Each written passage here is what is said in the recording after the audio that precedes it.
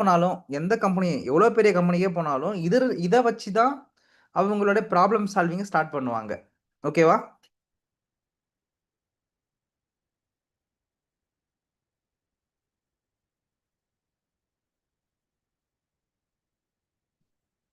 So sharing my screen.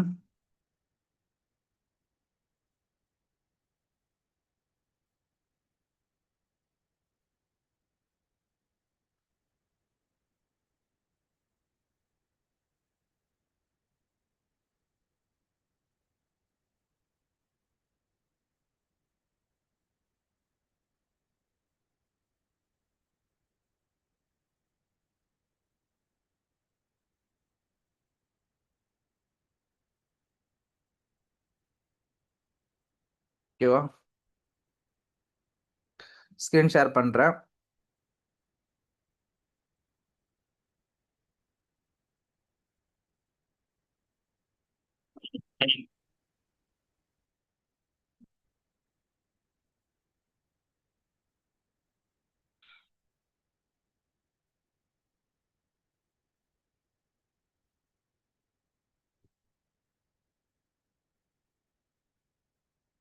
Okay guys, super.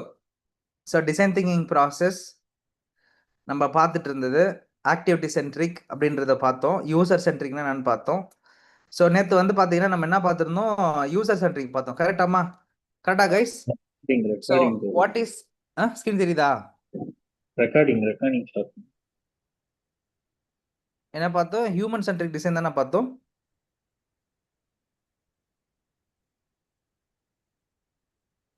How to become UI UX டிசைனர்ன்றத பார்த்தோமா? Recording போடணும். Oh, record. Okay, done. Okay okay. So human centric design அப்படின்றது என்ன அப்படின்னு பார்த்தீங்கன்னா, ஒரு யூசரை மையப்படுத்தி ஒரு டிசைனை வந்து யோசிக்கிறோம், ஒரு ப்ராப்ளத்தை சால்வ் பண்ணுறோம் அப்படின்னா அதுக்கு பேர் வந்து ஹியூமன் சென்ட்ரிக். ஃபார் எக்ஸாம்பிள், இது எங்கெல்லாம் யூஸ் பண்ணுவாங்க ப்ரோ அப்படின்னு கேட்டிங்கன்னா, நீங்கள் யூஸ் பண்ணுற பயன்படுத்துகிற ஒவ்வொரு பொருள் எடுத்துங்களா, காரு, பைக்கு, மொபைல் ஃபோனு, சேரு, நீங்கள் உட்காந்து ஃப்ளெக்சிபிளாக யூஸ் பண்ணுற சேரு, ஓகேவா, எல்லாமே யூசரை மையப்படுத்தி ஒர்க் பண்ணுற ப்ராடக்ட்ஸ். நீங்கள் யூசரை மையப்படுத்தி ஒர்க் பண்ணலை அப்படின்னா உங்கள் ப்ராடக்டை யாரும் பயன்படுத்த போகிறது கிடையாது. நல்லா புரிஞ்சுக்குங்க. யூசருக்கு வந்து பார்த்தீங்கன்னா மல்டிபிள் வேல காமன் ப்ராப்ளம்ஸ் இருக்கும். இப்போ காமன் ப்ராப்ளம்ஸ்னால் ஒன்றும் இல்லை. இப்போ வந்து சேர் இருக்குன்னு வச்சுங்களேன். ஃபார் எக்ஸாம்பிள் ஒரு கம்ப்யூட்டர் சேர். ஓகே, ஒரு கம்ப்யூட்டர் சேர் நீங்கள் வந்து யூஸ் பண்ணுறீங்க அப்படின்னா, ஓகே, கம்ப்யூட்டர் சேர், ஓகேவா? இப்போ இந்த கம்ப்யூட்டர் சேர் நம்ம பார்க்குறோம். ஒரு சின்ன எக்ஸாம்பிளுக்கு நான் சொல்கிறேன் கம்ப்யூட்டர் சேர்னு சொல்லிட்டு. ஸோ இப்போ அந்த கம்ப்யூட்டர் சேரை பயன்படுத்துறதுனால இப்போ என்னென்னலாம் இருக்குது பாருங்களேன். நல்லா வந்து பார்த்தீங்கன்னா ரோலிங் பண்ணுறதுக்கு ரோலிங் சேரு சுத்த முடியும். ஹேண்டில் பார் இருக்குது. நம்ம முதுகுக்கு ஏற்ற மாதிரி வந்து நம்ம ஸ்பைனல் கார்டுக்கு தகுந்த மாதிரி பெண்டு கொடுத்துருக்குறாங்க. நெக்குக்கு வந்து பார்த்தீங்கன்னா அழகாக ஒரு இடம் இருக்குது. அப்போது the thing is ultimately focusing for users. கரெக்டாமா? கரெக்டா கைஸ்? யாருக்காக இது இருக்குது? யூசருக்காக இருக்குது. சரியா? சப்போஸ் நீங்கள் யூசரை வந்து கன்சிடர் பண்ணலை அப்படின்னா ரேண்டமாக ஒரு சேர் பண்ணுறீங்க அப்படின்னா, இப்போ ஃபார் எக்ஸாம்பிள், ஓகேவா, இந்த நார்மல் பிளாஸ்டிக் சேர் பார்த்துருக்கீங்களா?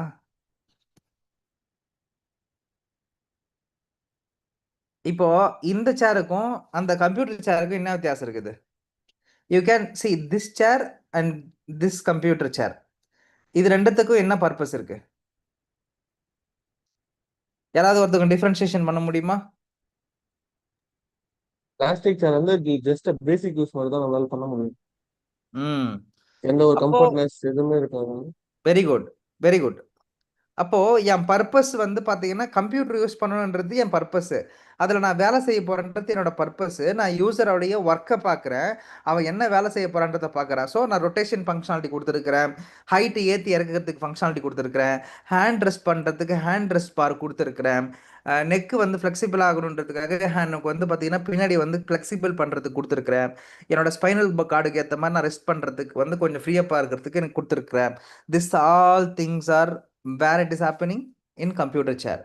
But in the plastic chair it's completely out of the box.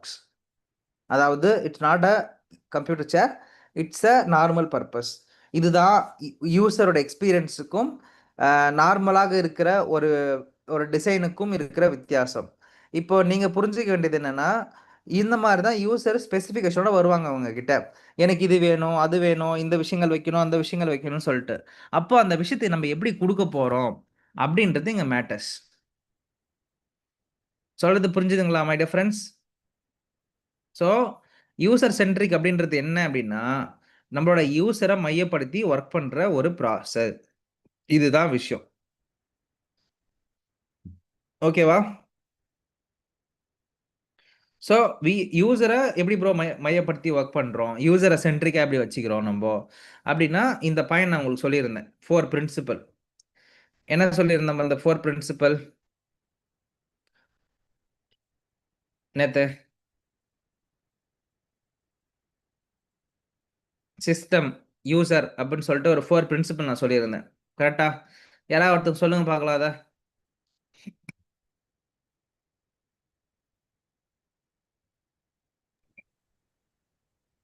அந்த 4 பிரின்சிபல் சொல்லுங்கப்பா யாராவது ஒருத்தவங்க. நேத்து எழுதியிருப்பீங்களா உங்க நோட் புக்ல?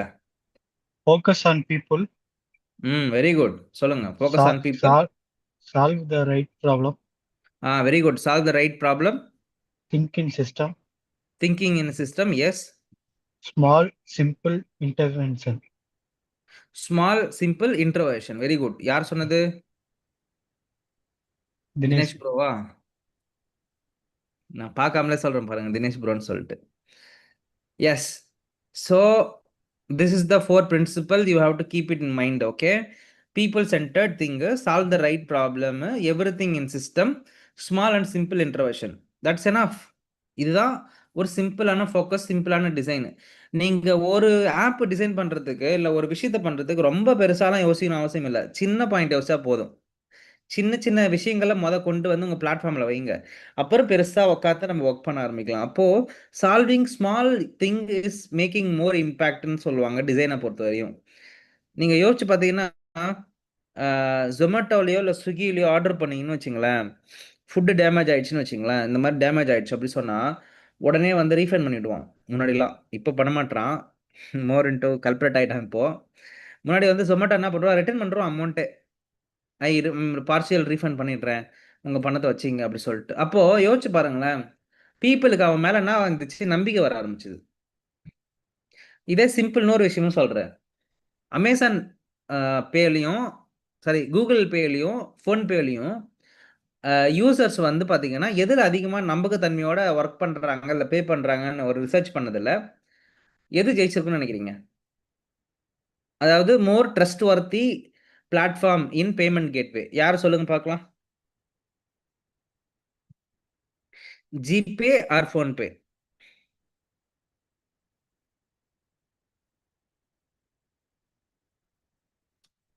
கமெண்ட்ல கூட போடலாம்.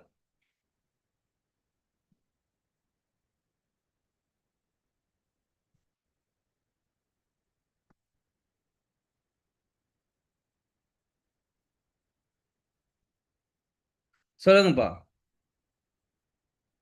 ஃபோன்பே ஆர் ஜிபே எதில் வந்து பார்த்தீங்கன்னா மக்கள் அதிகமாக அவங்களோட டிரான்சாக்ஷன் இப்போ பண்ணிட்டு இருக்கிறாங்க? சொல்லுங்க பார்க்கலாம். கேன் எனி ஒன் அசியூம் பண்ணி கூட சொல்லுங்க, அசம்ஷனா கூட சொல்லுங்க. ப்ரோ இது வந்து நல்லா பண்ணுது, இல்லை இது வந்து நல்லா பண்ணுது, இது வந்து பண்ணல.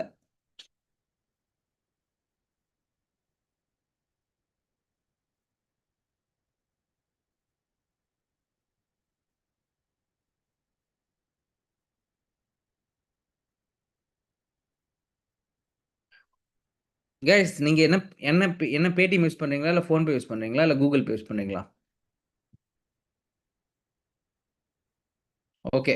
கௌதம் ஃபோன்பேன்னு சொல்லிக்கிறாரு, மனோ வந்து பார்த்தீங்கன்னா ஜிபேன்னு சொல்லியிருக்காரு. மீதி இருக்கிறவங்களாம் நீங்க என்ன சொல்றீங்க?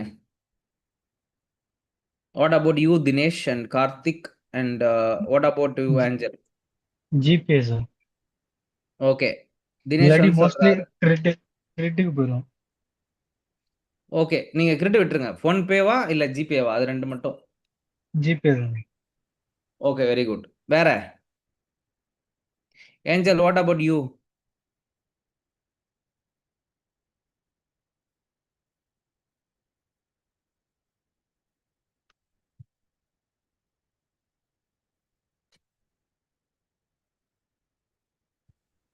PhonePe sir.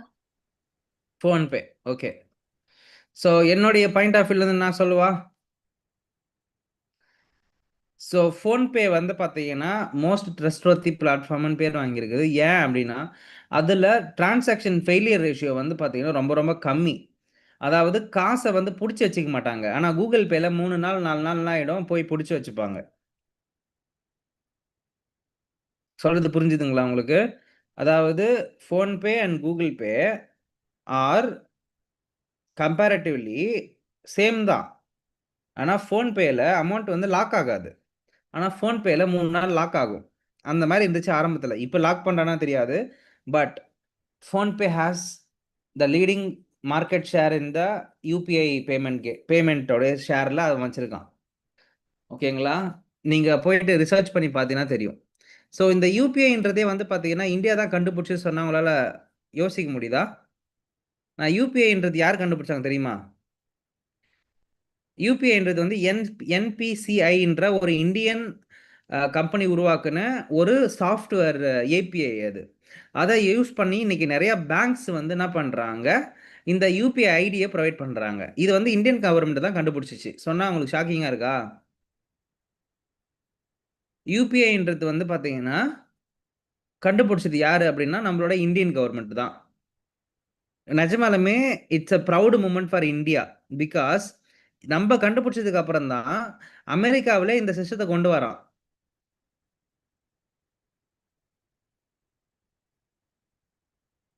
அப்போ பார்த்துங்க, இந்தியன் கவர்மெண்ட் வந்து இந்த இனோவேஷனை கொண்டு வரலன்னா இன்னைக்கு நம்மலாம் பணத்தை வந்து டைரக்டாக டிரான்ஸ்ஃபர் பண்ணுறதே ரொம்ப கஷ்டம்.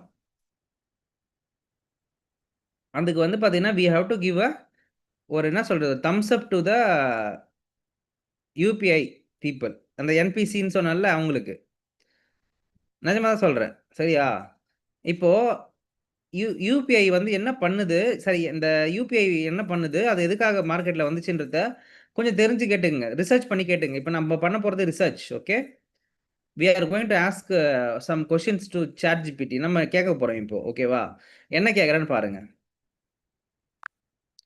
Hi GPT. Hey there. How's your day going so far? Super. That's great to hear. If anything's on your mind or you need a hand with something, I'm all ears. So UPI வந்து பார்த்தீங்கன்னா Indian government வந்து கண்டுபிடிச்சாங்க அப்படின்னு சொல்கிறாங்க. யூபிஐனா என்ன, அது எப்படி வந்து நம்ம மக்களுக்கு பயன்பாட்டுக்கு வந்துச்சு, அதை பேங்க் எப்படி யூஸ் பண்ணுறாங்க, இதனால் யூபிஐக்கு என்ன விதமான பேமெண்ட்டோ இல்லை என்ன விதமான சப்ஸ்கிரிப்ஷனோ இல்லை எப்படி அவங்க லாபத்தை சம்பாதிக்கிறாங்கன்னு சொல்லிட்டு அதை பற்றி கொஞ்சம் எக்ஸ்பிளைன் பண்ண முடியுமா? சரி, யூபிஐ என்றால் யூனிஃபைடு பேமெண்ட்ஸ் இன்டர்ஃபேஸ். இந்திய அரசாங்கம் இதை உருவாக்கியது 2016ல். இதன் மூலம் பல வங்கி கணக்குகளை ஒன்றாக இணைத்து நாமே நேரடியாக பணப்பரிவர்த்தனை செய்யலாம். பாங்குகள் யூபிஐயை பயன்படுத்தி தங்கள் சேவைகளை விரைவாகவும் பாதுகாப்பாகவும் தருகிறார்கள். யூபிஐ மூலம் அவர்கள் சிறிய பிளாட்ஃபார்ம் கட்டணங்கள் பெறுகிறார்கள். அதனால தான் அவர்கள் லாபம் சம்பாதிக்கிறார்கள். பாக்கி இது மக்களுக்கு எளிதான டிஜிட்டல் பணப்பரிமாற்றம் வழங்கி அவர்களை கேஷ் இல்லாமல் வசதியாக மாற்றி செய்து விட்டது. ஸோ அந்த யூபிஐ பேமெண்ட் வந்து பார்த்தீங்கன்னா மார்க்கெட்டுக்குள்ளே வர்றதுக்கு முன்னாடி ஜஸ்ட் ஒரு 20 பேங்க் தான் ஏதோ அக்செப்ட் பண்ணாங்க, மீதியெல்லாம் அக்செப்ட் பண்ணலன்னு சொல்கிறாங்க. இதை பற்றி கொஞ்சம் அந்த பேக்ரவுண்ட் ஸ்டோரியை பற்றி சொல்ல முடியுமா? ஆக்சுவலாக ஆரம்பத்தில் யூபிஐ புதியதான ஒரு டெக்னாலஜி. அப்போ சில பெரிய அரசாங்க மற்றும் தனியார் வங்கிகள் மட்டுமே இதை பிடித்துக்கிட்டாங்க. ஏன்னா அப்போது எல்லோருக்கும் இந்த வகை நேரடி பணப்பரிமாற்றம் கண்டுபிடிப்பது புதிதாக இருந்தது. சில வங்கிகள் அப்போ பாதுகாப்பு, தொழில்நுட்ப உள்கட்டமைப்பு போன்ற காரணங்களால் தயங்கினாங்க. ஆனா இந்த வெற்றியை கண்டு தற்காலத்தில் எல்லா முக்கிய வங்கிகளும் யூபிஐயை சேர்த்துக்கிட்டாங்க. இப்போ அது மொத்த இந்தியாவில் டிஜிட்டல் பணப்பரிமாற்றத்தின் முதன்மை தூணாகிவிட்டது. ஸோ இந்த யூபிஐ கான்செப்டை பயன்படுத்தி தான் அமெரிக்காவில் இருக்கிற ஃபெடரல் பேங்கே வந்து அவங்களோட யூபிஐ சிஸ்டத்தை பில்ட் பண்ணாங்கன்னு சொல்கிறாங்களே, அது உண்மையா? அது உண்மை இல்லை. அமெரிக்காவில் உள்ள ஃபெடரல் ரிசர்வ் அது பேமெண்ட் அமைப்புகளை கண்காணிக்கும் யூபிஐயை நேரடியாக பயன்படுத்தவில்லை. அதற்கு பதிலாக அவர்கள் தங்களுக்கான தனிமை செலுத்தும் அமைப்புகளை போன்றவை ஃபெட்நாவ் உருவாக்கினார்கள். யூபிஐ என்பது இந்தியாவில் மட்டும் செயல்படும் இந்தியாவின் தனித்துவமான மொபைல் பேமெண்ட் அமைப்பு. ஆனால் யூபிஐயின் வெற்றி உலகம் முழுவதும் பல பேமெண்ட் அமைப்புகளுக்கு ஒரு முன்னுதாரணம் ஆகிவிட்டது. அதுதான் கேட்குறேன். ஃபெடரல் கவர்மெண்ட் யூஸ் பண்ணல. பட் ஆனா இன்ஸ்பிரேஷன் எடுத்துக்கிட்டாங்கல்ல. ஆமாம், அப்படித்தான். பல நாடுகள், இன்க்ளூடிங் அமெரிக்காவின் சில அமைப்புகள், யூபிஐ மாதிரி மாடல், அதாவது பாதுகாப்பான, நேரடி மற்றும் குறைந்த கட்டணமுள்ள பணப்பரிமாற்ற முறைகளில் ஈர்க்கப்பட்டாங்க. யூபிஐ வெற்றியை கண்ட பிறகு பல துறை தங்களின் சொந்த ரியல் டைம் பேமெண்ட் அமைப்புகளை உருவாக்க முயன்றாங்க. அப்போ நேரடியாக யூபிஐ யூஸ் பண்ணல என்றாலும் அது ஒரு பெரிய வழிகாட்டியாக இருந்தது என்பது கண்டிப்பாக சொல்லலாம். ஓகே. இப்போ யூபிஐல வந்து யார் வந்து நல்ல மார்க்கெட் ஷேர் வச்சிருக்காங்க சொல்ல முடியுமா? யூபிஐ சந்தையில் நன்றாக நிலை பெற்றவர்கள் என்றால் கூகுள் பே, ஃபோன்பே, பேடிஎம் போன்ற பெரிய பணப்பரிமாற்ற செயலிகள். இவர்கள் அன்றாடமாக அதிக பயனர்களை ஈர்த்து பெரும் பரிவர்த்தனைகளை நடத்துகின்றனர். இதன் மூலம் அவர்கள் யூபிஐ சந்தையில் மிகப்பெரிய பங்கு வைத்திருக்கிறார்கள். ஆனால் நம்பகமான வங்கிகளும் போன்றவை HDFC, ICICI தங்களின் யூபிஐ சேவைகளை கொண்டு நல்ல இடத்தை பிடித்திருக்கிறார்கள். யூபிஐ சந்தை பலராலும் பல வடிவங்களில் வளர்ந்துள்ளது.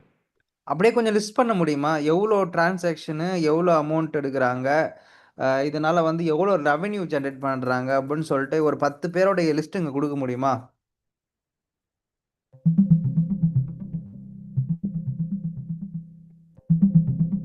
As of early 2026, in the UPI market in India, PhonePe holds roughly 45 to 48% of the transaction volume, while Google Pay is around 33 to அப்படியே ஒரு டேபிள் 37%. ஃபார்மேட்ல கொடுத்தீங்கன்னா நல்லா இருக்கும். சரி, அடுத்த முறையில் அந்த ஏதாவது விஷயங்களின் விவரங்கள் தேவைப்பட்டா நான் புதுப்பித்த தகவல்களோடு விரிவாக பகிரலாம். எப்போதும் உங்கள் கேள்விகளுக்கு துணை நிற்பேன். இப்போ அந்த ஃபோன்பே அந்த இது பத்தி அந்த ஸ்டாட்டிஸ்டிக் கேட்டிருந்தல, அது அப்படியே எனக்கு டேபிள் ஃபார்மேட்ல குடுங்க.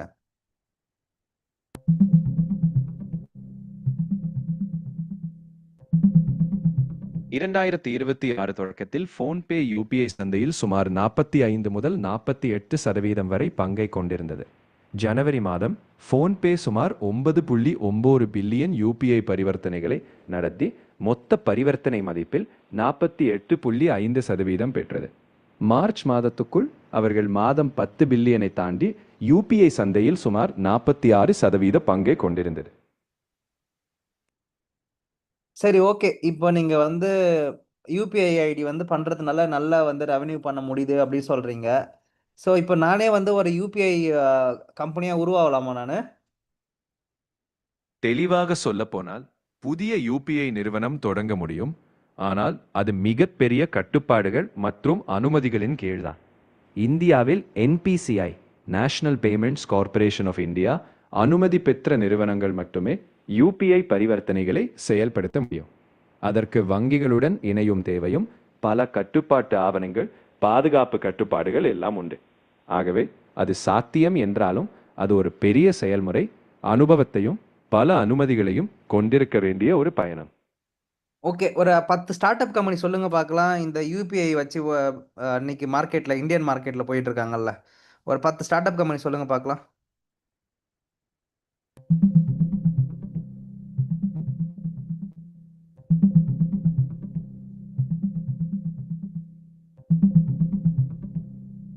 இந்தியாவில் யூபிஐ சந்தையில் ஃபோன்பே, ரேசர் பே, பாரத் பே, ஸ்லைஸ் ஸ்மால் ஃபைனான்ஸ் பேங்க் மற்றும் பேடிஎம் போன்றவை முக்கியமான பங்கு வகிக்கின்றன.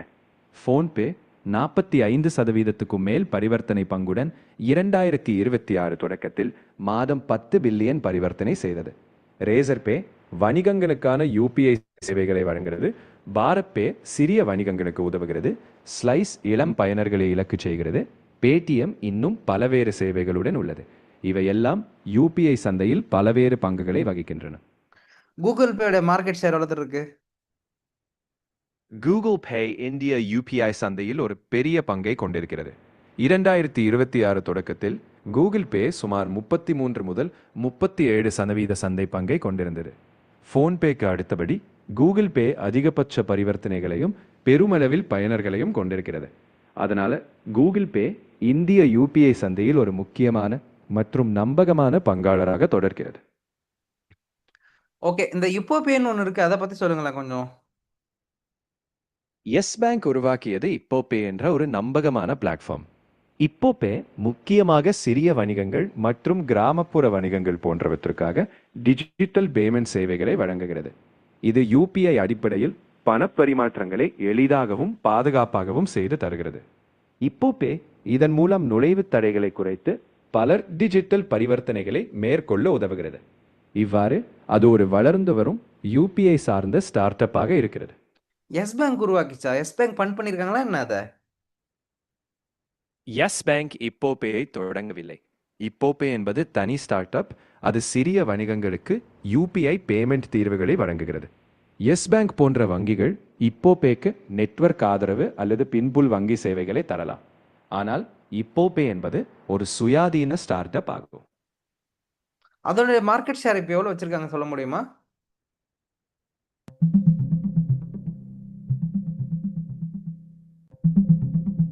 Ippopay's overall UPI market share in India isn't available, but some reports suggest that within South Indian small and medium enterprises, it holds around 60% share.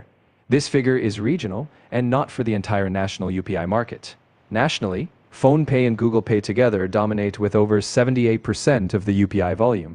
In summary, Ippopay is growing, especially among South Indian businesses, but it's not a major national player in the overall UPI market. Thank you. Okay, இப்போ வந்து நீங்கள் ஒரு project எடுத்து பண்ணலாம்.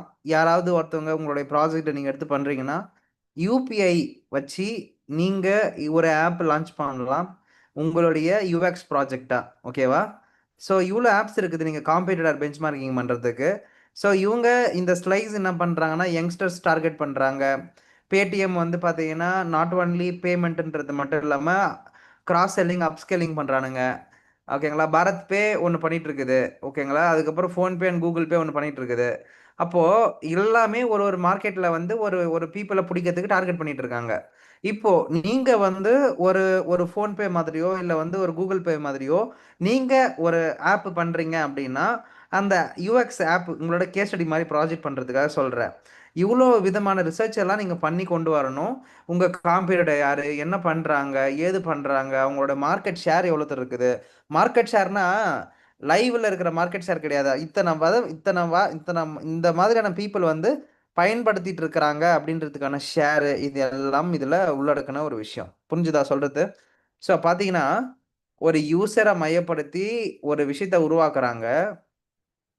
அந்த உருவாக்குற ஒரு விஷயத்த மார்க்கெட் ஃபுல்லாக பயன்படுத்த வச்சு அவங்க கிட்டேருந்து ரெகுலராக ஃபீட்பேக் கலெக்ட் பண்ணுறது, ரெகுலராக இன்புட் வாங்குறது, இதெல்லாம் தெரிஞ்சுக்கிறாங்க. கரெக்டாக தெரிஞ்சுக்கிட்டு ப்ராடக்டை வந்து அப்கிரேட் பண்ணிகிட்டே இருக்கிறாங்க.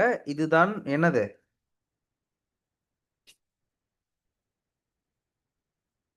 இதுதான்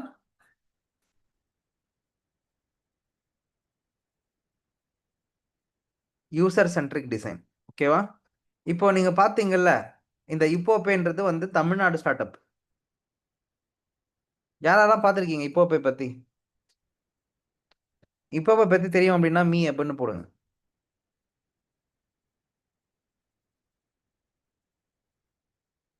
இது ஒரு தமிழ்நாடு ஸ்டார்ட் அப். 150 பேர் ஒர்க் பண்ணுறாங்க இப்போதைக்கு. ஐம் திங்கிங் இது கிண்டியில் இருக்குது, சென்னையில் கிண்டியில் இருக்குது. இதை பற்றி யாராவது கேள்விப்பட்டிருக்கீங்களா?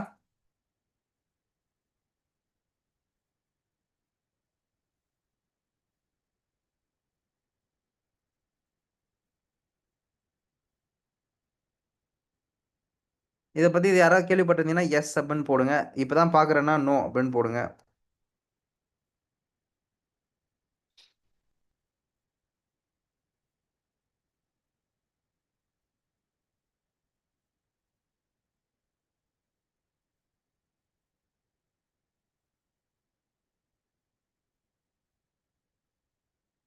ஸோ இது வந்து நம்மளுடைய தமிழ்நாடுல கிரியேட் பண்ணப்பட்ட ஒரு யூபிஐ கம்பெனி.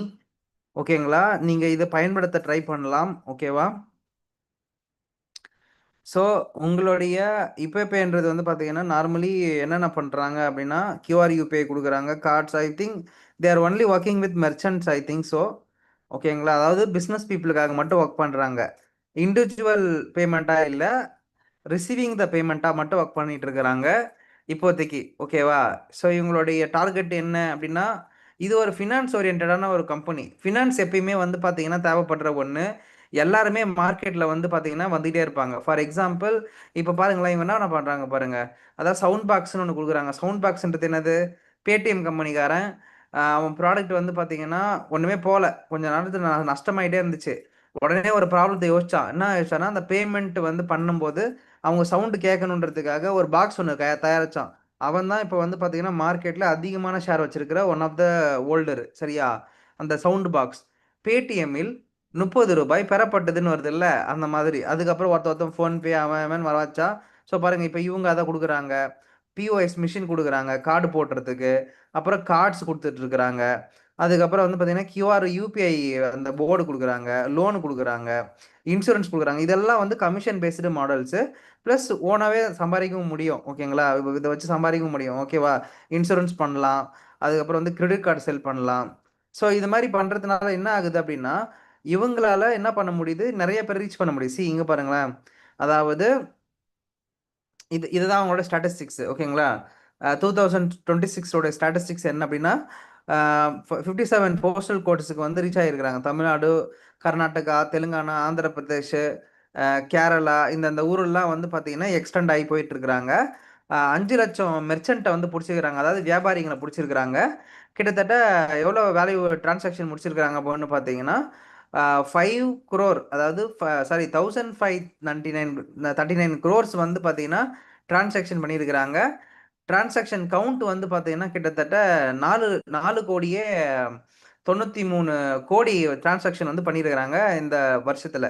இது வந்து ஃபண்டு வாங்கின ஒரு கம்பெனி. அதாவது ஃபண்டு வாங்கின ஒரு கம்பெனி ஃபண்டிங் வந்து வாங்கியிருக்கிறாங்க. எவ்வளோ வாங்கியிருக்காங்க அப்படின்னா, அதை பற்றி சொல்கிறேன். ஃபண்டிங்னா ஒன்றும் இல்லை, ஸ்டார்ட் அப்பாக ஒரு கம்பெனி ஸ்டார்ட் பண்ணி அதான் நிறைய பேர் ஆல்ரெடி இருக்கிறாங்களே மார்க்கெட்டில், நீங்கள் எதுக்குப்பா வந்திருக்கீங்க அப்படின்னு கொஷின் கேட்டு, ஓகேங்களா, இல்லை இல்லை சார் நாங்கள் பண்ண முடியும் அப்படி சொல்லி வந்து இன்னைக்கு மார்க்கெட்டில் they are doing very well. See, Indian fintech start up servicing small business as reported varying revenue figures across different data sources. Annual recurring revenue, ரெக்கரிங்னா அதாவது வருஷத்துக்கு வரக்கூடிய ரெக்கரான ரெவென்யூஸ் எவ்வளோ அப்படின்னு பார்த்தீங்கன்னா 24 மில்லியன். அதாவது 24 மில்லியன் வந்து பார்த்தீங்கன்னா உங்களுக்கு ரெவன்யூவா ரெகுலராக வருதான். ஓகேவா? While other report suggest that potentially conflicting figures company aims to reach 100 million in revenue FY28. அதாவது ஃபினான்ஷியல் 28ல் 100 மில்லியன் ரெவன்யூ பண்ணணுன்றது அவங்களோட டார்கெட் தான். சரியா?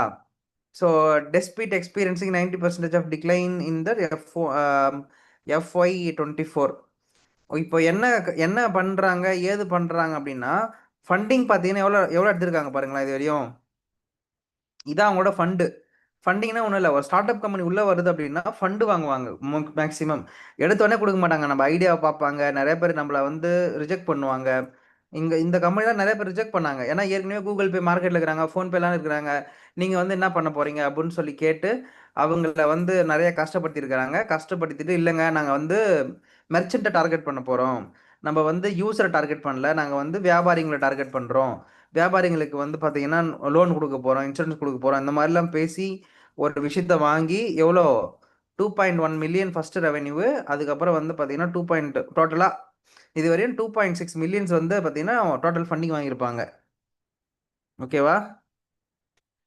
அவ்வளோ எதுக்கு என்ன வாங்கி என்ன பண்ணாங்கன்னா அந்த பிளாட்ஃபார்ம் பில்ட் பண்ணி கொண்டு வரதுக்கே வந்து பார்த்தீங்கன்னா வந்துடும். சரியா? இப்போ இந்த கம்பெனியோட நெட் ஒர்த் என்ன அப்படின்னு பார்த்தீங்கன்னா, ஓகேங்களா, 91 கோடி.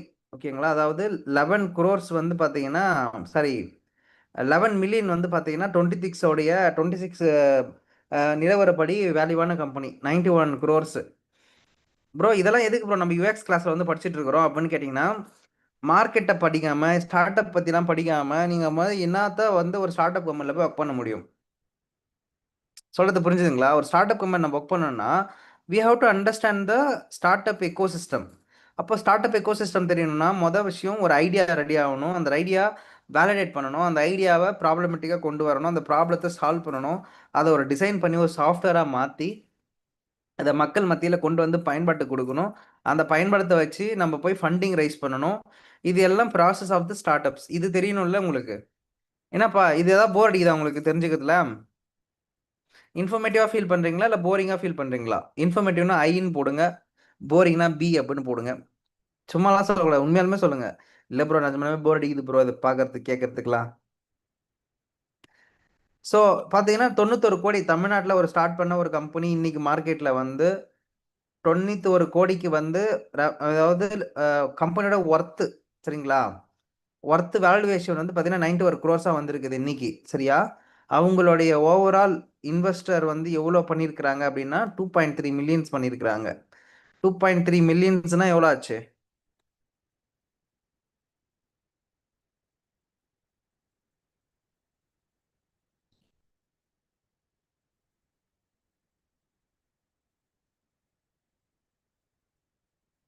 ஸோ கிட்டத்தட்ட அப்ராக்சிமேட்லி ஒரு 19 கோடியிலிருந்து 20 கோடி வந்து ஃபண்டு வாங்கியிருக்கிறாங்க. பரவாயில்லை, ஃபண்டு வாங்கினதுக்கு ஏற்ற மாதிரி they are working towards to some successful market range. ஓகேங்களா, தினமும் ஒர்க் பண்ணிட்டு தான் இருக்கிறாங்க. So they are doing something good. So founders hold 66% of share வந்து இருக்குது அவர்கிட்ட. 22% ஆஃப் ஷேர் வந்து பார்த்தீங்கன்னா அதர் பீப்புள் கிட்ட இருக்குது. ஓகேங்களா. ஸோ அது வந்து பார்த்தீங்கன்னா யார் பண்ணாரு அப்படின்னு பார்த்தீங்கன்னா மோகன் கருப்பையான்றவர் தான் வந்து பார்த்தீங்கன்னா ஃபவுண்டரு. நம்ம ஊர் பர்சன் தான். ஓகேங்களா. ஸோ நம்ம ஊர்லேருந்து ஒருத்தர் ஒரு ஸ்டார்ட் அப் கம்பெனி ஸ்டார்ட் பண்ணியிருக்காரு. So definitely we have to appreciate this guy. ஓகேங்களா. ஸோ ரொம்ப ஸ்ட்ரகிளுக்கு அப்புறம் ரொம்ப முக்கியமான ஒரு பொசிஷனுக்கு போயிட்டு பண்ணிட்டு இருக்கிறாங்க இப்போப்பே. So this person is the one of the person. அவரு நிறைய கம்பெனிக்கு இப்போ ஸ்டார்ட் அப் ஃபண்டிங் பண்ணுறாரு, நிறைய பேருக்கு ஹெல்ப் பண்ணுறாரு. So he is doing really good actually. So he is a angel இன்வெஸ்டராகவும் இப்போ மார்க்கெட்டில் இருக்கிறார் ஆக்சுவலி. ஸோ இவர் வந்து பார்த்தீங்கன்னா கிட்டத்தட்ட எவ்வளோ பண்ணிட்டு இருக்காரு அப்படின்னு பார்த்தீங்கன்னா, ஸோ பாருங்க, அவர் வந்து பார்த்தீங்கன்னா 49 மில்லியன்ஸ் வந்து பார்த்தீங்கன்னா இன்வெஸ்ட்மெண்ட் பண்ணியிருக்காரு. 2 இயர்ஸில் வந்து இன்வெஸ்ட் பண்ணியிருக்காரு. அவருடைய பணத்தை அவரே வச்சுக்காம சம்பாதிக்கிறத கொஞ்சம் என்ன பண்ணுறாரு, இஸ் இன்வெஸ்டிங் ஆன் சில இடத்துல பண்ணுறாரு. அக்ரிடெக்கில் பண்ணியிருக்கிறாரு, ஃபார்மிங்கில் பண்ணுறாரு, மேனுஃபேக்சரிங்கில் பண்ணியிருக்கிறாரு. ஓகேங்களா. ஸோ அதுக்கப்புறம் வந்து பார்த்தீங்கன்னா க்ளவுட் பேங்கிங், Ticket9 இதெல்லாம் வந்து பார்த்தீங்கன்னா அவர் பண்ணியிருக்காரு. அவர் இன்வெஸ்ட்மெண்ட் பண்ணியிருக்காரு actually. That's really good. ALN ML ad டெக்கில் பண்ணியிருக்காரு. அப்புறம் வந்து அக்ரி டெக்கில் பண்ணுறாரு, ஃபார்மிங்கில் பண்ணியிருக்காரு. So there was so many funding investments he is doing right now. கரெக்டா. So is a one of the angel investor. So ஒரு ஒரு அமௌண்ட் வருதுன்னா அது அப்படியே பல பல இதில் ஷேர்ஸாக இன்வெஸ்ட் பண்ணி அப்படியே கொஞ்சமாக முன்னாடி போயிட்டே இருக்க வேண்டியது தான். ஸோ இங்கே பார்த்தீங்கன்னா இதெல்லாம் அவரோட கம்பெனி பேர். இதெல்லாம் கோஃபவுண்டர் இன் இப்போபே. ஓகேங்களா. அதுக்கப்புறம் கோஃபவுண்டர் இன் ப்ராடக்ட் ஹெட்டு ஃபொலோசிசி யுனைடெட் அரப் லிமிடெட் போட்டிருக்காங்க. அதுக்கப்புறம் வந்து பார்த்தீங்கன்னா ரோமா சாஃப்ட் டெக்னாலஜின்றது வந்து அவரோட இன்னொரு கம்பெனி நினைக்கிறேன் எனக்கு தெரிஞ்சு. ஸோ இந்த மாதிரி ஒரு பிராண்ட் ஸ்டார்ட் பண்ணிட்டு அதுக்கப்புறம் அதுலேருந்து வர ரெவென்யூ வச்சு பல கம்பெனிகளை உருவாக்குறது, இல்லை அதை வச்சு சம்பாதிக்கிறது, அந்த மாதிரி நிறையா விஷயங்கள் இருக்குது. ஸோ இப்போ பார்த்தீங்கன்னா இது ஒரு சாஃப்ட்வேர் கம்பெனியாக கிரியேட் பண்ணி வச்சிருக்காரு also. So this and all AI tools I think so. ஓகேங்களா. So PDF automation solution for every document challenge. So product based company சின்ன சின்ன ப்ராடக்ட்ஸ் எல்லாம் பண்ணி கொடுத்துட்ருக்குறாங்கன்னு நினைக்கிறேன் தெரிஞ்சு. இங்கே பாருங்கள், PDF generator, PDF parser, PDF quiz generator, இந்த மாதிரி எல்லாமே பிடிஎஃப் ஓரியன்டாக வச்சுருக்குறாங்க. So yeah about this company. So PDF documents மட்டும் வச்சு ஒர்க் பண்ணிட்டு இருக்கிற ஒரு கம்பெனியாக இருக்கிறாங்க இப்போதைக்கு. Going further they can generate lot of different என்ன சொல்கிறது, லைக் ப்ராடக்டாக வரத்துக்கு வாய்ப்பு இருக்குது. ஓகேவா, ஃபைன்.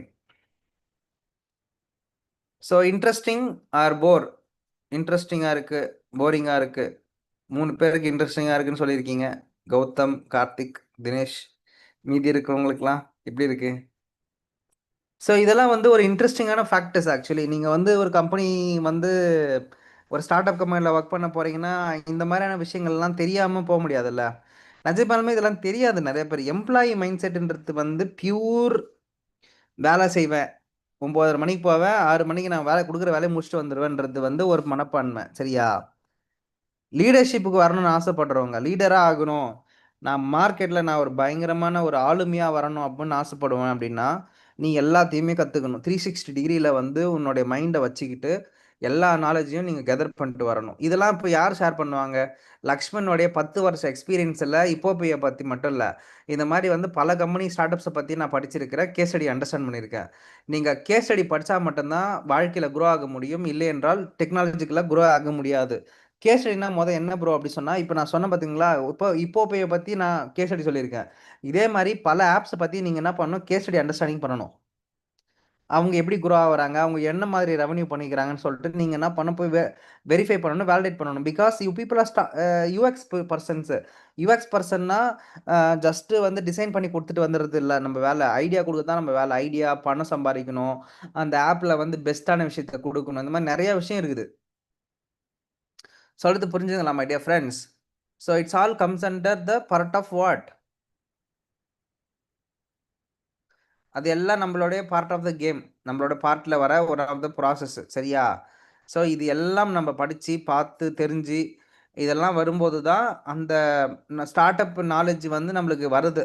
அந்த ஸ்டார்ட் அப் நாலேஜோட நீங்கள் ஒரு மார்க்கெட்டுக்குள்ளே என்டர் ஆகும்போது யாராவது ஒருத்தவங்களுக்கு கொஷின் கேட்கும்போதோ நீங்கள் கொஞ்சம் அந்த இனோவேட்டிவாக ஒரு ஆண்டர்பிரினர்ஷிப் மைண்ட் செட்டில் உட்காந்து பேசும்போது உங்களை பற்றி பார்க்கும்போது அவங்க யோசிப்பாங்க, பரவாயில்லை இந்த இயர்லி ஸ்டேஜ்லேயே வந்து ஒரு ஸ்டார்ட் அப்புக்கான ஐடியாஸ்லாம் வந்து பேசுகிறாரு, அவருக்கு இந்த விஷயம்லாம் தெரிஞ்சிருக்குது, நல்லா பண்ணியிருக்காங்க, நல்லா படிச்சிருக்கிறாரு அப்படி சொல்லிட்டு உங்களுடைய நாலேஜ் நல்லா இருக்குது அப்படின்னு சொல்லிட்டு ஃபீல் பண்ணுவாங்க. உங்களை வேலைக்கு ஹையர் பண்ணுறதுக்கு ட்ரை பண்ணுவாங்க.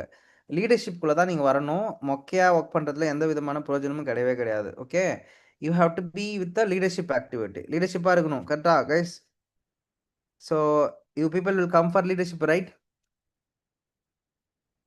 ஸோ லீடர்ஷிப்புக்கு வருவேன் அப்படின்னா எஸ் அப்படின்னு போடுங்க. லீடர்ஷிப் வந்தால் தான் பணம் அதிகமாக சம்பாதிக்க முடியும். வருஷத்துக்கு மாதத்துக்கு நல்லா சம்பாதிக்கணும்னு நினச்சிங்கன்னா you have to come for leadership. ஓகேவா? எம்ப்ளாயியாக கடைசி வரையும் நம்ம வந்து கான்ட்ரிபியூஷனே பண்ணிட்டு இருக்கலாம். கான்ட்ரிபியூஷன்னா ஒரு டீமில் நான் ஒரு மெம்பராக இருப்பேன், கொடுக்குற வேலை செஞ்சுட்டே வந்துடுவேன் அப்படின்னு சொல்லிட்டு. ஆனால் லீடர்ஷிப்ன்றவங்க உங்களை மாதிரி பல பேரை உருவாக்கணும், அதே சமயத்தில் வேலையை முடித்து கொடுக்கணும். அங்கே தலைவலி கிடையாது. எங்கே இது இந்த இந்த நார்மலாக வந்து ஒரு பர்சனாக வேலைக்கு போகிறீங்கன்னு வச்சுங்க, இண்டிவிஜுவலாக ஒரு ஒரு இண்டிவிஜுவல் கான்ட்ரிபியூட்டராக இருந்தீங்கன்னா நீங்கள் தலைவலி இல்லாமல் நான் போகிறேன், டைமுக்கு போவேன், வேலையை முடிப்பேன், வந்துடுவேன். சரியா? டீம் லீடாச்சு, மேனேஜர் ஆச்சு, நீங்கள் எதாவது படிச்சுட்டு போங்க, முடிச்சுட்டு போங்கன்னு சொல்லிட்டு நான் வந்துடுவேன் வேலையை முடிச்சுட்டு. ஆனால் டிஎல்லு இந்த மேனேஜர்லாம் பாவம், கஷ்டப்படுற ஜென்மங்களே அதுதான். ஏன் தெரியுமா? ஒரு எல்லாம் திட்டுவானுங்க, எல்லா பசங்களும் திட்டுவானுங்க அவனுங்கள. மேனேஜரையும் திட்டுவானுங்க, ப்ளஸ் வந்து டிஎல்லையும் திட்டுவானுங்க. ஏன்னா நான் தானே ஒர்க் பண்ணுறேன், நீ சும்மா பேசி தானே வரேன்னு சொல்லிட்டு. ஆனால் பேசத்தான் ரொம்ப கஷ்டம் வேலை செய்யறதை விட. நீங்கள் எல்லாரையும் அவன் சமாளித்து எல்லா பீப்புள் உங்கள் கூட ஒர்க் பண்ண 30-40 பேர் சமாளித்து வேலையை வாங்கி ஒருத்தர் எதுவுமே கொடுக்குறதுன்றது ரொம்ப ரொம்ப கஷ்டம். அதில் அந்த விஷயத்தில் உட்காந்து பார்க்குறவங்களுக்கு தெரியும். டிஎல்லை வந்து நம்ம எல்லாம் திட்டுவோம், மேனேஜரெல்லாம் திட்டுவோம். நீங்கள் ஒரு நாள் அந்த டிஎல் சீட்டில் போய் உட்காந்து பார்த்தீங்கன்னா அது எவ்வளோ சூடாக இருக்குன்றது அப்போ தெரியும் உங்களுக்கு. ஸோ அதனால் லீடர்ஷிப்புக்கு தான் எப்பயுமே பணம் அதிகம், மைண்ட் அதிகம், நாலேஜ் அதிகம், பவர் அதிகம், எல்லாமே அதிகம். So leadership is important factor. அப்போ நீங்கள் புரிஞ்சிக்க வேண்டியது என்னென்னா, நான் யூஐ யூஎக்ஸ் டிசைனர் ஆகிறேன்றது என்னுடைய நீடு, என்னுடைய எய்மு. ஆனால் யூஐ யூஎக்ஸில் நான் ஒரு லீடர் ஆகணுன்றது தான் என்னுடைய லாங் டேர்ம் கோலாக இருக்கணுன்றது தான் முக்கியம். நான் சொல்கிறேன் உங்களுக்கு. So you can have a multiple leadership roles in the UI UX industry, app development, டெக்னாலஜிக்கலாக எல்லாத்துலேயுமே இருக்குது. நீங்கள் பண்ணிக்க வேண்டியது, படிச்சிக்க வேண்டியது என்னென்னா, you have to grow continuously. படிச்சுக்கிட்டு க்ரோ ஆகிட்டே இருக்கணும். இதுதான் தேவைப்படுற ஒரு ப்ராசஸ், தேவைப்படுற விஷயம். ஓகேவா? ஃபைன். அடுத்து டிசைன் திங்கிங் ப்ராசஸ் பார்க்கலாமா? டிசைன் திங்கிங் ப்ராசஸ் என்னன்னு சொல்லிட்டு.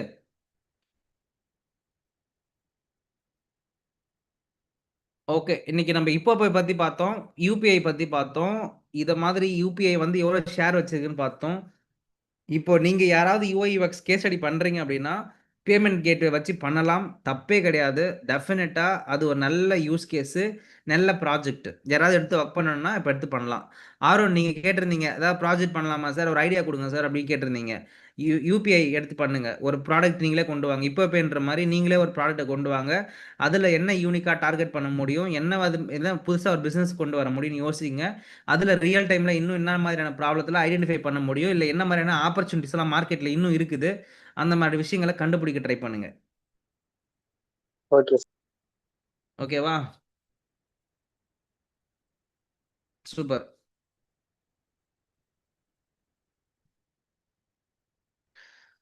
Okay, next design thinking process. Okay, so design திங்கிங்கிறது ஒரு non linear methodology. Non linear என்னன்னாப்பா,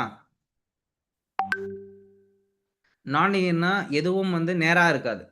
அதாவது 1 2 3ன்னு போகாது. 1க்கு அப்புறம் 3 போகலாம், 1க்கு அப்புறம் 4க்கு போகலாம், 2க்கு அப்புறம் 3க்கு மறுபடியும் வரலாம். அந்த மாதிரி அப்படியே you can go like anything. So இப்போ பார்த்து ஃபார் எக்ஸாம்பிள் நீங்கள் எல்லாமே வட சென்னை படம் பார்த்துருப்பீங்க.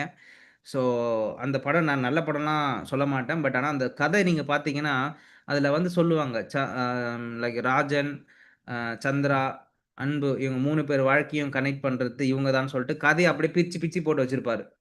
அது எப்படின்னா அங்கங்கே இருக்கும். அது கரெக்டாக அந்த கரண்ட் சினாரியோவே போகாது. இப்படி தான் போகும்னு சொல்ல முடியாது. ஒரு படமாக அப்படியே ஓப்பன் ஆகும்ல, அந்த மாதிரி தான். ஸோ எம்பத்தைஸ் அப்படின்றது ஒரு ஃபர்ஸ்ட் ஸ்டேஜில் இருக்கலாம். அதுக்கப்புறம் டிஃபைன், அப்புறம் ஐடியேஷன், அப்புறம் ப்ரோட்டோடைப்பிங் அண்ட் டெஸ்டிங். ஓகேவா? எம்பத்தைஸ் அப்படின்றது என்னன்னா அண்டர்ஸ்டாண்டிங் யுவர் ஆடியன்ஸ். அதாவது empathy will help your users and as well as problem statement. என் யூசர் யாரு, அவனுக்கு என்ன பிரச்சனை இருக்குதுன்றதை கண்டுபிடிக்கிறதுக்கு என்னுடைய எம்பத்தைஸ்ன்ற ஸ்டேஜ் வந்து யூஸ்ஃபுல்லாக இருக்குது. ஓகேவா? சொல்றது புரிஞ்சுதா? ஸோ மை எம்பத்தைஸ் அப்படின்னா பீப்புளை வந்து அண்டர்ஸ்டாண்ட் பண்ணுற இடம். So understand your target audience. அந்த பொம்மையை பார்த்தீங்கன்னா தெரியும் உங்களுக்கே. அந்த யூசர் அப்படியே 2 பேரும் வந்து பேசி புரிஞ்சுக்கிறாங்கன்னு சொல்லுவாங்கல்ல, அந்த மாதிரி understanding the user, understanding the humans. உங்கள் ப்ராப்ளத்தை, உங்கள் ப்ராடக்டை யூஸ் பண்ணக்கூடிய மக்களுடைய புரிதல் எந்த அளவுக்கு இருக்குது, அவங்களுக்கு என்ன தேவைப்படுதுன்றத புரிஞ்சதுக்கான இடம். ஓகேவா? அதுதான் வந்து பார்த்தீங்கன்னா எம்பத்தைஸு. அடுத்து வந்து பார்த்தீங்கன்னா define. Okay, what is define? டிஃபைன்ன்றதுன்னா ப்ராப்ளத்தை டிஃபைன் பண்ணுறது. So what exactly users are getting the problem statements are. அதாவது யூசருக்கு என்ன மாதிரியான ப்ராப்ளம்லாம் இருக்குது அப்படின்றத ஃபிகர் அவுட் பண்ணுறது. அதாவது சார் யூசருக்கு வந்து லாகின் பண்ண முடியல, ஓகே. யூசருக்கு வந்து ஓடிபி போட முடியல, ஓகே. யூசருக்கு வந்து பார்த்தீங்கன்னா இந்த பிரச்சனை இருக்குது, யூசருக்கு இந்த லாகின் பண்ணால் இது தெரிய மாட்டேங்குது. இது எல்லாமே டிஃபைனில் வரக்கூடிய ப்ராப்ளம் ஸ்டேட்மெண்ட். அந்த யூசரை பத்தி தெரிஞ்சிருச்சு, அவனுக்கு என்ன ப்ராப்ளம் இருக்குன்னு தெரிஞ்சிருச்சு 2 பக்கமும். இது வந்து 2த்துக்கு பேர் வந்து ப்ராப்ளம் ஸ்பேஸ். நோட் பண்ணிக்கிங்க. டிஃபைன் அண்ட் எம்பத்தைஸ் இந்த ஃபர்ஸ்ட் 2க்கு பேர் வந்து ப்ராப்ளம் ஸ்பேஸ்ன்னு சொல்லுவோம். அதாவது ப்ராப்ளத்தை நோக்கி கூடிய இடங்கள். ஓகேவா? இந்த ஐடியேஷன், ப்ரோட்டோடைப் அண்ட் டெஸ்டிங் இருக்கு தெரியுமா, இந்த 3.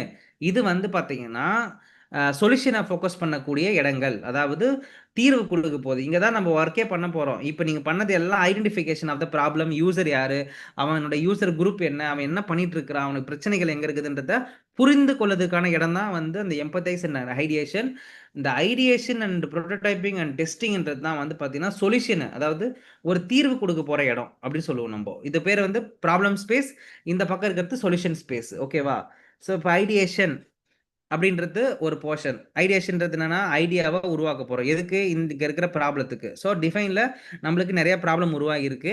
அந்த ப்ராப்ளத்துக்கு நம்ம என்ன பண்ண போறோம்? ஐடியேஷனை கொடுக்க போறோம். அதுதான் ஐடியேஷன். ஐடியேஷனை ஐடியாவை ஜென்ரேட் பண்ண போறோம். ஓகே, அடுத்து வந்து பார்த்தீங்கன்னா ப்ரோட்டோடைப்.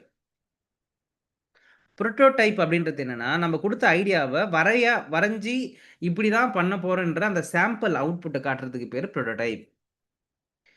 டெஸ்ட்ன்றது அந்த ப்ரோட்டோடைப்பை டெஸ்ட் பண்ணி பார்க்கறது. ஓகே, இது வந்து ஒர்க் அவுட் ஆகும் அப்படின்னு சொல்லிட்டு டெஸ்ட் பண்ணி சாம்பிளிங் அவுட்புட் எடுக்கிறதுக்கு பேர் டெஸ்டிங் சொல்லுவோம்.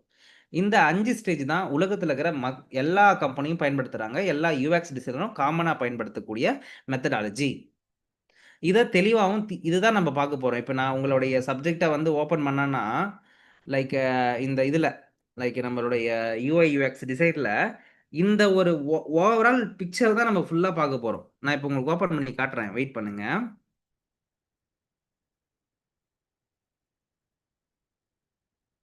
என்னோட இது தெரியுதா? என்னோட இது ஃபிக்மா தெரியும்னு நினைக்கிறேன்.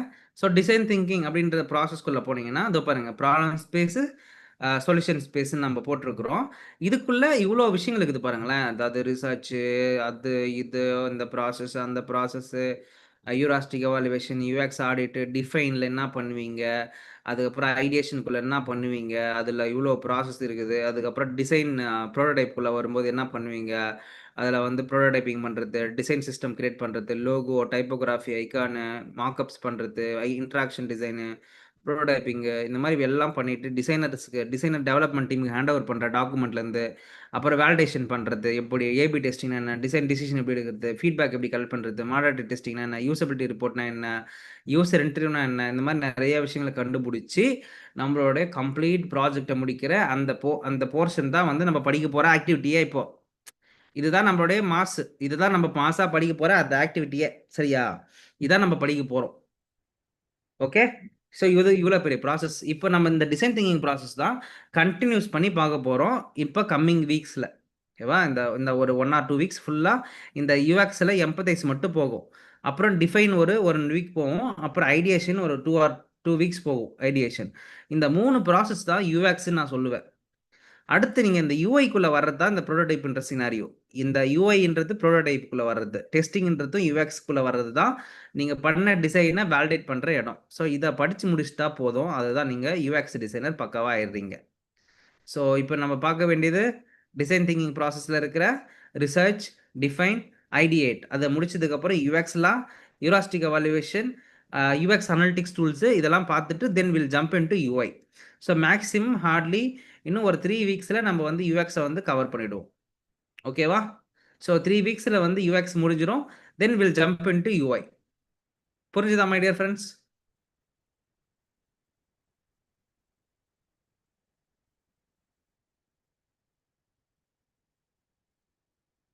Okay, fine. ஓகே, ஏதாவது டவுட்ஸ் இருக்கா உங்களுக்கு இப்போ?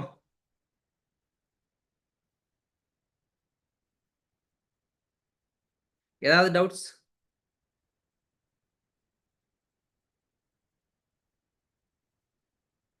ஏதாவது டவுட்ஸ் இல்லை ஏதாவது கொஸ்டின்ஸ் கேட்கணுமா? சார் சொல்லுங்க. சார் ரீல்ஸ் சும்மா இன்ஸ்டால பிறந்தாலே ஏஐ ரீப்ளேஸ் பண்ணிடுவோம் அந்த மாதிரி நிறைய டூல்ஸ் சொல்லி கொடுத்தாங்க, அதை பத்தி ஏதாவது? ஓகே, ஸோ ஏஐ வந்து பார்த்தீங்கன்னா என்னத்தெல்லாம் ரீப்ளேஸ் பண்ணோம் அப்படின்னு பார்த்தீங்கன்னா, இந்த டிசைன்ஸ் இருக்குல்ல, சில பேசிக் டிசைன்ஸ். ஃபார் எக்ஸாம்பிள், இன்னைக்கு அனிமேஷன் மூவியே வந்து பார்த்தீங்கன்னா ஏஐல பண்ண முடியுது. கரெக்டா?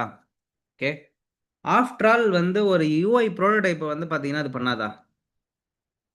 ஆஃப்டர் ஆல் வந்து ஒரு வெப்சைட் டெவலப்மெண்ட் அது பண்ணாதா? டெஃபினட்டாக பண்ணும். ஓகேவா? அதனால என்ன பண்ண முடியாது? என்ன பண்ண முடியாது அப்படின்னா, ஒரு கம்பெனியில் போய் சீட்டில் உட்காந்து ஒரு வேலை செய்ய முடியாது.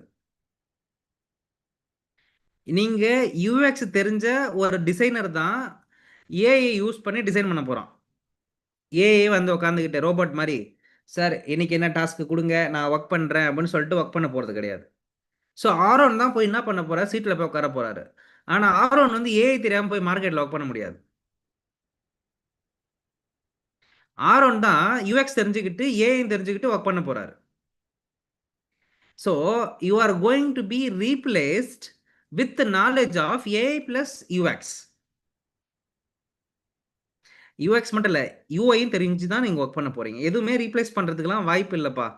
It is going to be automotive your job. அதாவது ஒரு விஷயத்த ரொம்ப ஸ்பீட் பண்ண போகுது, அவ்வளோதான், simple. There is no replacement for humans. நல்லா புரிஞ்சுக்குங்க, மனுஷனுக்கு ரீப்ளேஸ்மெண்ட் கிடையாது. அதுவும் யூசர் எக்ஸ்பீரியன்ஸ் மட்டும் இல்லைப்பா, கோடிங்கிலே கூட சொல்கிறேன் நான் உங்களுக்கு. என்னுடைய ப்ராசஸை ஆட்டோமேட் பண்ண போகுது. மேனுவலாக அடிக்கிற விஷயத்த, மேனுவலாக பண்ணக்கூடிய அந்த ஃபிக்மா விஷயத்த ஆட்டோமேட் பண்ணி டிசைன் பண்ண போகிறீங்க, ஒர்க் பண்ண போகிறீங்க, அவ்வளோதான், simple. You are not going to be replaced by AI. You are going to என்ன சொல்கிறது, you are going to work with AI plus UX plus UI plus industry knowledge. இது எல்லாம் சேர்ந்து தான் நீங்கள் ஒரு நபராக போய் ஐடிக்குள்ளே ஒர்க் பண்ண போகிறீங்க. It's not about the AI வந்து உங்கள் சேரில் உட்காந்து உங்கள் லேப்டாப் தட்ட போதா என்ன? அதே மாதிரி cost of the AI is not easy guys. 5 ரூபாய்க்கு 10 ரூபாய்க்கு கிடைக்குதா இன்னைக்கு ஏஐ யூட்டிலைசேஷனு? சாட் ஜிபிடியோட ப்ரீமியம் சப்ஸ்கிரிப்ஷன் எவ்வளோ வரும் தெரியுமா உங்களுக்கு? சொல்லுங்க பார்க்கலாம். சாட் ஜிபிடியோடைய ப்ரீமியம் சப்ஸ்கிரிப்ஷன் எவ்வளோ? 1500, 1200. ஓகேவா? அதே மாதிரி ஒவ்வொரு ஏஐயோட சப்ஸ்கிரிப்ஷன் காஸ்ட் எவ்வளோ வருது தெரியுமா உங்களுக்கு? எல்லா கம்பெனிலும் ஆஃபர் பண்ண முடியுமா? நீங்கள் சொல்லுங்க Arun. It's possible by acquire by every company. எல்லா கம்பெனியால ஏஐ வந்து அக்வயர் பண்ண முடியுமா? No sir. அப்படியே பண்ணாலும் பணம் எவ்வளோ தரும்? மந்த்லி சப்ஸ்கிரிப்ஷன் போயிட்டு இருக்கு தெரியுமா? It's not a easy thing guys. சும்மா என்ன சொல்றது, ஏஐ வந்துச்சு, ஏஐ வந்து சொல்லலாம். அந்த ஏஐ அக்வயர் பண்ணுறதுக்கு அவன் எவ்வளோ கஷ்டப்பட்டுட்டு இருக்கான்ன்றது எனக்கு தான் தெரியும். கம்பெனிஸில் அந்த ஏஐ அக்வயர் பண்ணுறதுக்கு ரொம்ப கஷ்டப்படுறாங்க. ஏஐ தெரிஞ்சு வேலைக்கு ஆளுங்களை எடுக்கிறதுன்றது ரொம்ப கஷ்டமான ஒரு ப்ராசஸாக தான் இருக்குது. ஏஐ வச்சு நான் பண்ணிக்கிறேன்னு சொல்லி வெளியே அனுப்புகிறாங்கன்னா, சில கம்பெனி ஸ்டார்ட் அப் கம்பெனி வந்து பார்த்தீங்கன்னா ஃபிகரிங் அவுட் சம்திங் வெரி ஈஸியாக பண்ணிடுறாங்க. அது அவங்களுக்கு ஈஸின்னு தோணுது, பண்ணுறாங்க. ஓகேவா? பட் ஆனால் think about the larger base companies. They need some people with AI knowledge. அவ்வளோதான் சிம்பிள். அடிப்படை தெரியாமல் ஏஐ வச்சுக்கிட்டு ஒன்றும் பண்ண முடியாது. You have to be a core knowledge பர்சனாக இருக்கணும். யூஐ, யூஎக்ஸ், டெவலப்மெண்ட், டெக்னாலஜிக்கலான அண்டர்ஸ்டாண்டிங் இருந்தால் தான் ஏஐ யூஸ் பண்ண முடியும். ஏஐ வச்சு ஜாபு போகுது அப்படிலாம் எதுவும் இல்லை. ஜாபு வந்து கிளாரிஃபை ஆக போகுது. ஒரு மேனுவலாக இப்போ நான் பண்ணுற இந்த ரிசர்ச் ப்ராசஸ்லாம் இருக்குல்ல, ஒரு பேமெண்ட் கேட்வே பற்றிலாம் நான் ரிசர்ச் பண்ணால் 3 நாள் 4 நாள் எடுத்துப்பேன் போயிட்டு மார்க்கெட்டில் தேடுறதுக்கு. ஆனால் இன்றைக்கி நான் ஒரே நாளில் முடிச்சிடுறேன். யூஸிங் ஏஐ வச்சு பண்ணுறேன், எல்எல்எம் வச்சு பண்ணிகிட்ருக்கேன். சில டேட்டாஸை போய் ஈஸியாக எடுத்துன்னு வர முடியுது, பிளாக்ஸ் படிக்க முடியுது, நிறைய விஷயங்களை பார்த்து நான் கொண்டு வந்துடுறேன். ஆனால் முன்னாடிலாம் ரொம்ப கஷ்டப்பட்டு நான் டேட்டாவை கொண்டு வரணும். இப்போ எனக்கு ஒரு நாளில் முடிஞ்சிடுது. அப்போ என் வேலை கொஞ்சம் சிம்பிள் ஆகுது இல்லை? முன்னாடிலாம் வந்து ஃபிக்மாவில் மங்குன்னு ப்ரோட்டோடைப் பண்ணணும், ஒரு பட்டனையும் மாற்றி மாற்றி மேனுவலாக வைக்கணும். இன்றைக்கி நான் ஒரு ப்ராம்ப்ட் போட்டால் முடிஞ்சு போகுது. ஒரு நாளைக்கு 800 1000 ப்ராம்ப்ட் அடித்தா நான் ஓகே, அவ்வளோதான் முடிஞ்சிச்சு. ப்ராம்ப்ட் பண்ணணும்ப்பா, அவ்வளோதான்ப்பா, சிம்பிள்ப்பா. AI it's not going to replace for the people. You are going to use the tool of AI and you are going to supply, you are going to deliver the product, that's it. உங்கள் வேலையோட தன்மை வந்து மாறப்போகுது, அவ்வளோதான். Computer வந்துச்சு முன்னாடி, நிறைய பேரோட வேலை போயிடும் அப்படி சொன்னாங்க. நிறைய பேரோட வேலை இன்க்ரீஸ் தான் ஆச்சு. இன்னைக்கு ஏஐ வந்திருக்கு, நிறைய பேரோட வேலை போகுதுன்னாங்கன்னா நிறைய ஆப்பர்ச்சுனிட்டி உருவாக போகுதுன்னு அர்த்தம். அப்போ கரண்ட் ட்ரெண்டில் நீ இருந்துட்டுனா போயிடுச்சுப்ப, கரண்ட் ட்ரெண்டில் நீ இல்லைன்னா பழக மாட்டேன், அவ்வளோதான் சிம்பிள். ஸோ நம்ம கரண்ட் ட்ரெண்டில் இருக்கிறோமா இல்லை பழைய டெக்னாலஜி வச்சு உருட்டிட்டு இருக்கோமான்றது தான் அங்கே matters. Simple. Upgrade into the new, அதான் சொன்னேன். ஸோ கிளாடுன்னு ஒன்று இருக்குது, படிங்கன்னு சொல்லியிருந்தேன். யாரெல்லாம் படிச்சிங்க தெரியல. ஸோ கிளாடு ஏஐ போய் படிங்க. கிளாடு மட்டும் இல்லை, இந்த மாதிரி நிறையா இருக்குது. சாட் ஜிபிடி இருக்குது, ஜெமினி இருக்குது, இதெல்லாம் பற்றி படிக்க சொல்லியிருந்தேன். ஸோ போய் சர்டிஃபிகேஷன்லாம் பண்ணுங்கள். AI is essential. அதாவது மார்க்கெட்டுக்குள்ளே இறங்குறீங்கன்னா எப்படி லஞ்ச் பாக்ஸை கூட கட்டு போகிறீங்களோ அதே மாதிரி தான் ஏஐன்ற ஒரு டூலை வந்து தினமும் கட்டிட்டு போயினே இருக்கணும். நீங்கள் ஒரு நாளைக்கு ஒருத்தர் வந்துட்டு இருப்பான் மார்க்கெட்டில், அப்பப்போ வரவன அப்படியே பயன்படுத்திட்டு போயிட்டே இருக்க வேண்டியது தான். ஐயோ எனக்கா ஏஐ டூலில் பயன்படுத்த தெரியாதுங்க, ப்ராம்ப்ட் பண்ண தெரியாதுங்க அப்படிலாம் சொல்ல முடியாது. You have to understand basic prompting. Prompt பண்ண தெரியணும், ப்ராம்ப்ட் இன்ஜினியரிங்னா தெரியணும். ஒரு ப்ராம்ப்ட் எப்படி கொடுத்தா ஒரு வேலை செய்யும் ஒரு ஏஐ டூல்னு தெரியணும். ஒரு ஏஐ டூலை கரெக்டாக வேலை வாங்க தெரியணும். ஏஐயில் மொத்தம் எத்தனை வகையான ஏஐஸ் இருக்குன்னு கண்டுபிடிக்க தெரியணும். ஏஜென்டிக் ஏஐனா என்ன, ஜென் ஏஐனா என்ன, ஓகே, அதுக்கப்புறம் எல்எல்எம் ஏஐஸ்னா என்ன, இதெல்லாம் இருக்குது. சரியா? லார்ஜ் லாங்குவேஜ் மாடல்னால் என்ன, இதெல்லாம் இருக்குது. இன்னைக்கு நம்ம யூசருக்கு சென்ட்ரிக்காக டிசைன் பண்ணுறோம், நாளைக்கு ஏஜென்டிக் சென்ட்ரிக்காக டிசைன் பண்ணுவோம், அவ்வளோதான், முடிஞ்சு போச்சு. நீங்கள் நாளைக்கு ஆப் வந்து யாருக்கு பண்ணுவீங்க? ஒரு ஏஜென்ட்டுக்கு ஏஐக்கு ஒர்க் பண்ணுவீங்க. அவனே ஒர்க் பண்ணுவான், கிளிக் பண்ணி அவனே என்டர் பண்ணி அவனே போயிடுவான், அவ்வளோதான். ஸோ நாளைக்கு you are going to work for ஏஜென்ட்டுக்கு ஏஐ. யூசர் சென்ட்ரிக்ன்றத போய் ஏஜென்டிக் சென்ட்ரிக் யூஎக்ஸ் டிசைன் ஒன்று வரப்போகுது. ஓகேவா? ஏஜென்ட்ஸ் பற்றி, ஏஜென்ட்ஸ் இருக்குல்ல, டிஃப்ரெண்ட் டைப் ஆஃப் ஏஜென்ட்டு, அந்த ஏஜென்ட்டுக்கெல்லாம் டிசைன் பண்ண போகிறீங்க நீங்கள், அவ்வளோதான், சிம்பிள். பரிமாணம் மாறப்போகுது, அவ்வளோதான். அதாவது you are not going to design for only user, tomorrow you are going to design for agents also. ஏஜென்ட்னா என்னது? உங்கள் வெப்சைட்டில் அதுவாக ஓடிட்டே இருக்கும் பாருங்கள் ஏஜென்ட்டு. போய் மெயில் போடுப்பா அவனுக்கு சொன்னால் அவன் போய் மெயில் போட்டு வருவான். அந்த மாதிரி அவனே ஆட்டோமேட் பண்ணி ஃப்ளோ ஒர்க் ஆகுது இல்லை, அதுக்கு தான் நீங்கள் நாளைக்கு டிசைன் பண்ண போகிறீங்க. So you are not going to only work for what users மட்டும் இல்லை, நாளைக்கு you are going to work for agents. அந்த ஏஐ ஏஜென்ட்ஸுக்கு நீங்கள் டிசைன் பண்ண போகிறீங்க. இதுதான் future Arun. No replacement, it's advancement. ஓகேவா?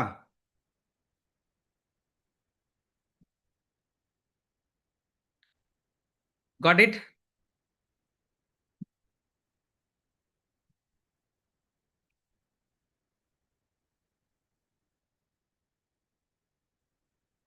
அருண் புரிஞ்சுச்சா?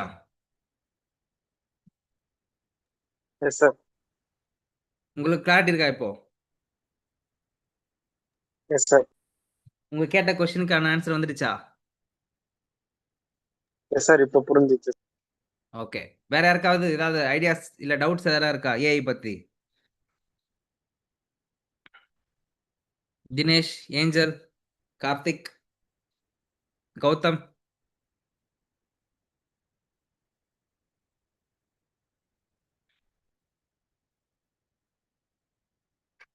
கிளியர் இல்லையா? Mano? Okay guys, super. Okay guys, thank you. நம்ம எல்லாரும் மண்டே பார்ப்போம். Okay, keep on do the certification. ஃப்ரீயாக இருக்கிற ஏஐ சர்டிஃபிகேஷன்ஸ் எல்லாம் பண்ணுங்க. ஓகேங்களா? ஸோ வென்எவர் பாசிபிள் ஃபினிஷ் பண்ணதை டேக் பண்ணி எனக்கு போஸ்ட் பண்ணுங்க, லிங்க்டின்ல போடுங்க. மறக்காம எம்ஓஎம் எழுதுங்க, 2 பேர் தான் எழுதுறீங்க. So please every one right MOM. Okay okay guys, bye.